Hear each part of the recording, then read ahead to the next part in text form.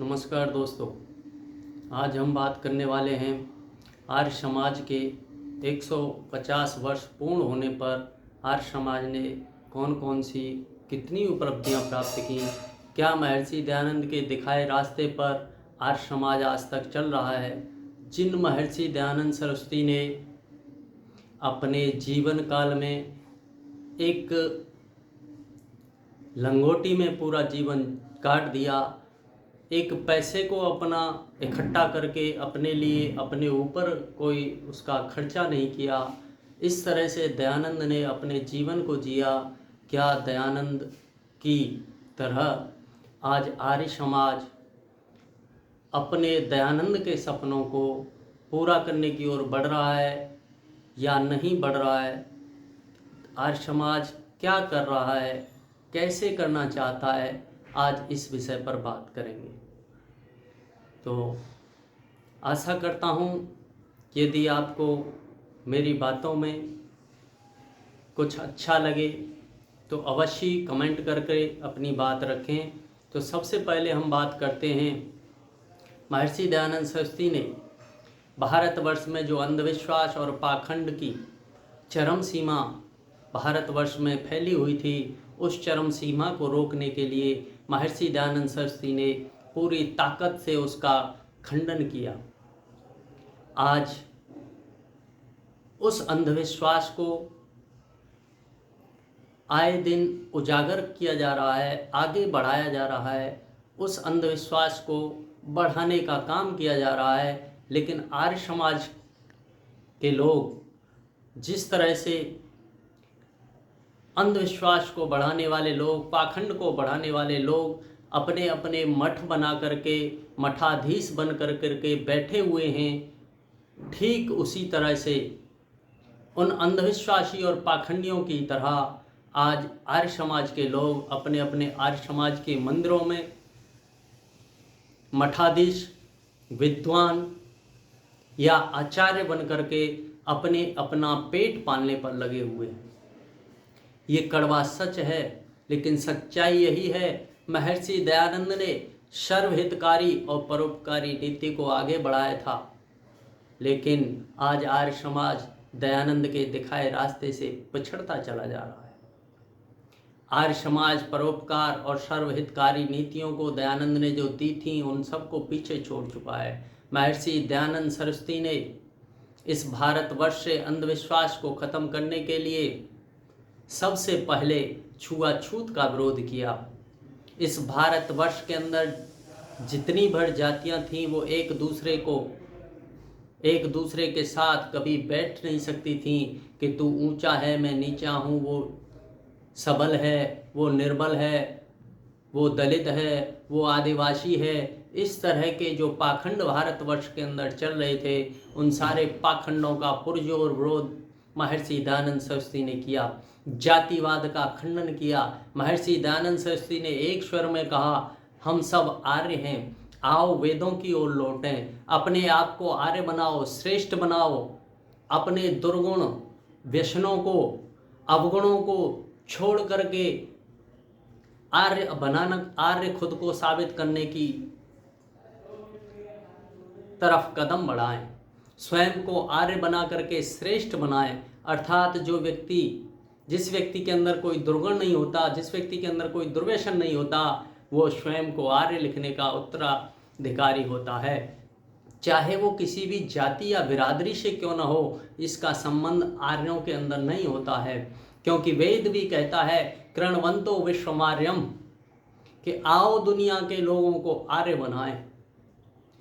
महाभारत में भी आर्यपुत्र के नाम से संबोधन था, रामायण में भी आर्यपुत्र के नाम की झलकियां कई जगह मिलती हैं। लेकिन मैं आज आपको कहना चाहता हूं, भारतवर्ष के अंदर कोई जाति बिरादरी नहीं थी। भारतवर्ष के अंदर जो जातियां थीं, उन जातियों का महाभारत कालीन युग में केवल 4 जातियां थी, उसमें कोई ऊंच नीच वाले भेदभाव नहीं होते थे। लेकिन आज जिस तरह से महर्षि दयानंद सरस्वती ने आने के बाद इन जातियों का खंडन किया, छुआछूत का खंडन किया, लोगों को अपने गले लगाया, आओ हम सब आ रहे हैं, आओ हम सब वेदों की ओर चलें और वेदों को पढ़ें। क्योंकि वेदों में सीधा कहा गया है, जो जन्म लेता है वो जन्म से शूद्र होता है, अर्थात अपने कर्मों के अनुसार वो ब्राह्मणत्व को या क्षत्रियत्व को या वैश्यत्व को प्राप्त करता है। महर्षि दयानंद सरस्वती के दिखाए रास्ते पर आज आर्य समाज नहीं चल रहा है। आर्य समाज उस रास्ते से इतर भटकता चला जा रहा है, क्योंकि आर्य समाज के विद्वान जितने भर भारतवर्ष के अंदर बैठे हुए हैं, चाहे वो गुरुकुलों से निकले हुए ब्रह्मचारी हों, चाहे वह बैठे हुए आर्य समाज मंदिरों के पंडित पुरोहित हों, चाहे वह उपदेशक हों, आज हर उपदेशक, हर विद्वान केवल एक चीज़ का प्यासा और भूखा है कि उसे पैसे दीजिए और अपने यहाँ कार्यक्रम कराने के लिए बुला लीजिए। ठीक उसी तरह आर्य समाज के सन्यासी गण, जिसे महर्षि दयानंद सरस्वती ने ये कहा था, सन्यासी वो है जो घर जा कर के भिक्षा मांग करके और आर्योपदेश वेदोपदेश करने के बाद भोजन ग्रहण करता है, वो सन्यासी हुआ करता है। और कभी भी अपने लिए धन को अर्जित नहीं करने वाला व्यक्ति सन्यासी हुआ करता है, बाबा हुआ करता है, स्वामी हुआ करता है। लेकिन आज आप देख रहे हैं कि जिस तरह से भारतवर्ष के अंदर मठाधीश, शंकराचार्य और स्वामी सन्यासियों की भगवा कपड़ा पहन करके लाइन लगी हुई है, वो स्वयं के ऐशो आराम में संलिप्त हो चुके हैं। ठीक उसी तरह से आर्य समाज के साधु सन्यासी भी उन्हीं के पद चिन्हों पर चल करके अपने मठ और मठाधीश और समाजों में बैठ करके अपने अपने डेरे बना लिए हैं। कोई भी जाकर के भारतवर्ष के आम नागरिकों के बीच धर्म की दुहाई नहीं देता, धर्म का प्रचार नहीं करता। इस देश का वैदिक धर्म, इस देश का सत्य सनातन वैदिक धर्म सिर्फ इसीलिए पीछे हटता चला जा रहा है। जब तक आर्य समाज महर्षि दयानंद सरस्वती के दिखाए सिद्धांत को आगे नहीं बढ़ाएगा, तब तक आर्य समाज का उद्धार नहीं होने वाला। क्योंकि वीर सावरकर ने कहा था कि जिस दिन आर्य समाज दौड़ेगा उस दिन हिंदू पैदल चलता है, जिस दिन आर्य समाज पैदल चलेगा उस दिन हिंदू बैठ जाएगा, एक जगह रुक जाएगा। जिस दिन आर्य समाज रुक गया या एक जगह बैठ गया उस दिन हिंदू सो जाएगा। अर्थात इस हिंदू को जिंदा रखना है, इस भारतवर्ष में सत्य सनातन वैदिक धर्म को जिंदा रखना है, तो आर्य समाज को बढ़ चढ़ कर हिस्सा लेना होगा। जिस तरह से स्वामी सिद्धानंद ने अपने प्राणों की आहुति दी और जामा मस्जिद दिल्ली पर भी चढ़ करके उन्होंने वेदों का पाठ किया। उसके बाद उन्हें एक मुस्लिम ने गोली मारकर मार दिया, छुरा भोंक कर मार दिया, क्योंकि उन्होंने जामा मस्जिद पर भी चढ़ करके मानवता की बात की जो उन लोगों को पसंद नहीं आई। मैं उधर नहीं जाना चाहूँगा। मैं आज केवल भारतवर्ष के अंदर बढ़ने वाली इन कुरीतियों को दूर करने की बात जिस तरह महर्षि दयानंद सरस्वती ने बढ़ाई थी, उसे आज आर्य समाज उस ध्येय पर अग्रसर नहीं हो रहा है, उस ध्येय से इतर बढ़ता चला जा रहा है। जब तक आर्य समाज अपने महर्षि दयानंद सरस्वती के दिखाए रास्ते पर आगे नहीं बढ़ेगा, तब तक इस देश का भी भला नहीं होना है, इस आर्य समाज का भी भला नहीं होना है, और आर्य समाज धीरे धीरे धीरे धीरे गड्ढे में गिरता चला जा रहा है। आज आर्य समाज के गुरुकुल खत्म होते चले जा रहे हैं। मैं एक बात और आपको बताऊंगा, जिस तरह से महर्षि दयानंद सरस्वती ने दुनिया के पाखंड का खंडन मंडन किया था, आज आर्य समाज के मंचों से जहाँ भी जिस आर्य समाज मंदिर में जो भी पुरोहित, विद्वान या आचार्य या शास्त्री बैठा हुआ होगा, उस शास्त्री को ये निर्देश दिया जाता है कि तुम खंडन मंडन में नहीं जाओगे।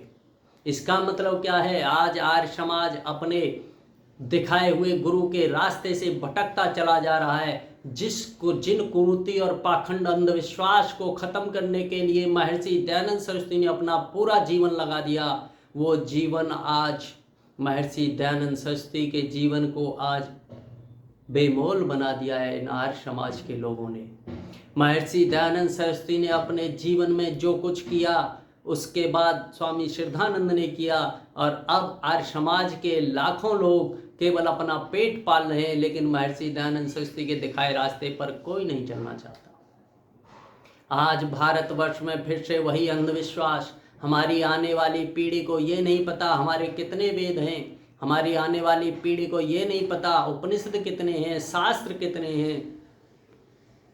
आखिरकार इस भारतवर्ष के सनातन का होने क्या जा रहा है भाई?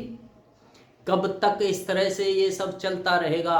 आर्य समाज को स्वयं को महर्षि दयानंद सरस्वती का अनुयायी सिद्ध करना होगा।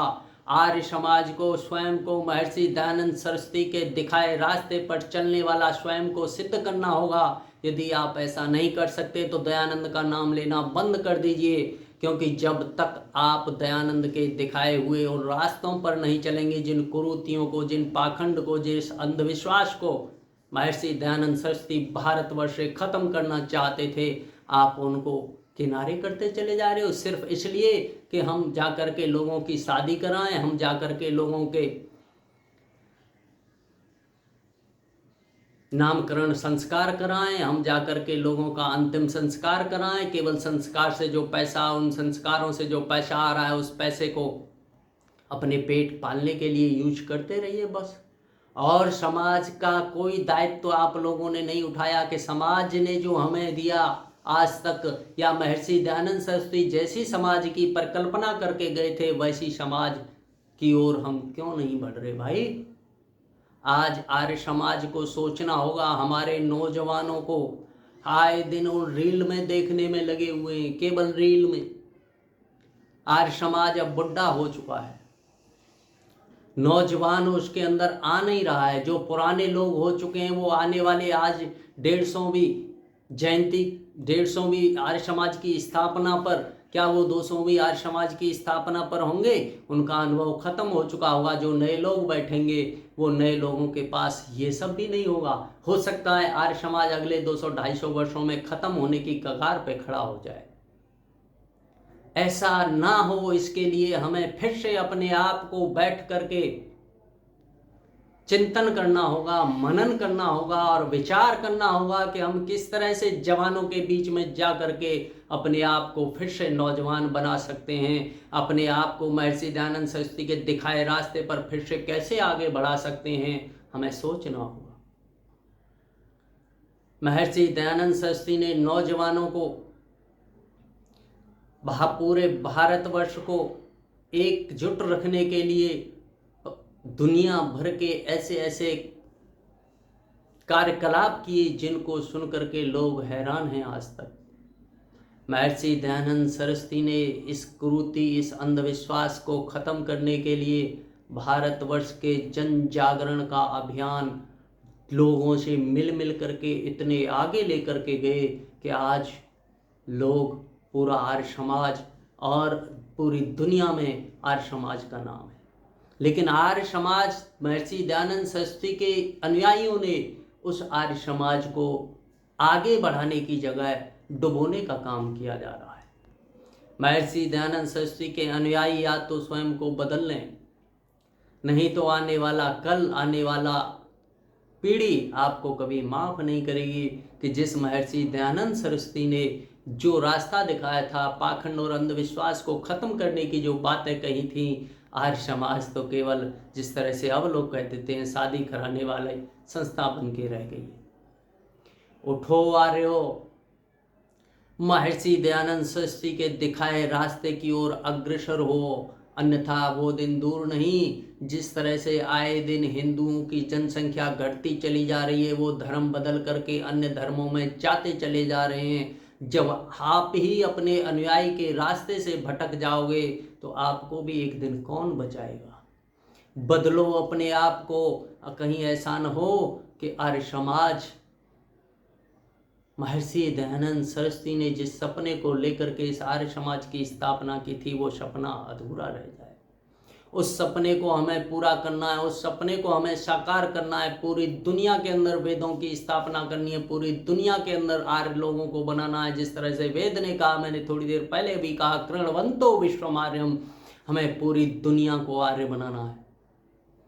क्योंकि ये धर्म युद्ध जो हो रहा है आज पूरे विश्व के अंदर, वो इसीलिए हो रहा है कि कोई किसी को धर्म की व्याख्या के बारे में तक नहीं पता।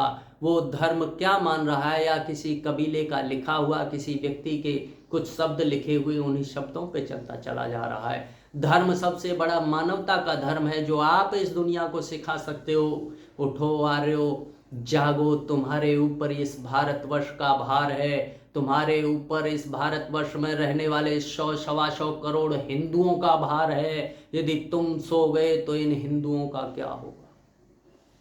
अरे आरएसएस और हिंदू भले ही आपसे नफरत करते हों, आरएसएस भले ही आर्य समाज के नाम से, क्योंकि वो दूसरी तरफ चले गए हैं, भले ही आपसे नफरत करते हों, लेकिन फिर भी वो पूजते और मानते उसी भगवान को हैं, जिस व्यक्ति की हम दुहाई देते हैं, जिस व्यक्ति को हम अपना इतिहास बताते हैं, जिन आत्माओं को हम अपने आराध्य बताते हैं। अंतर सिर्फ इतना है कि वो किसी और को पूज रहे हैं, हम किसी और को पूज रहे हैं। तो इन पूजा पद्धतियों के चक्कर में इस नफरत को हिंदू सनातनियों निकाल दो। पूजा पद्धतियां दुनिया भर की हो सकती हैं, हमें कुरीतियों को अपने आप से खत्म करना है। पूजा पद्धतियों के चक्कर में एक दूसरे से यदि नफरत के भाव पैदा करके हम लोग खत्म होते चले गए तो इस भारतवर्ष में सनातन नाम की चीज नहीं बचेगी, क्योंकि फिर हम आपस में ही लड़ेंगे।